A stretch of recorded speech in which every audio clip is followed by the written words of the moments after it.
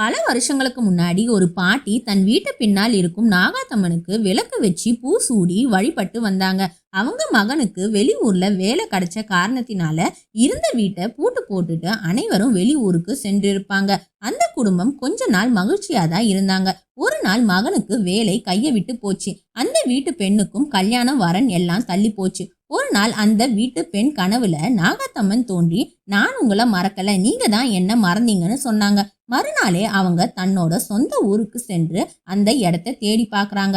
நாகப்புற்று இருந்த இடம் மண்ணால் மூடப்பட்டு இருந்துச்சு. அந்த குடும்பத்தில் அனைவரும் அந்த இடத்த சுத்தம் செஞ்சு பூஜை செய்ய தொடங்கினாங்க. மறுநாளே பாட்டியின் மகனுக்கு சொந்த ஊர்லயே ஒரு நல்ல வேலை கிடைக்குது. பெண்ணுக்கும் ஒரு நல்ல வரன் வந்துச்சு. அந்த குடும்பமே சந்தோஷத்துல இருந்தாங்க. சில நாள் கழிச்சு நாகாத்தம்மனுக்கு சின்னதா கோவிலும் கட்டி வழிபட்டாங்க. இந்த கதை உங்களுக்கு பிடிச்சிருந்தா லைக் பண்ணுங்க, ஷேர் பண்ணுங்க, மறக்காம சப்ஸ்கிரைப் பண்ணுங்க.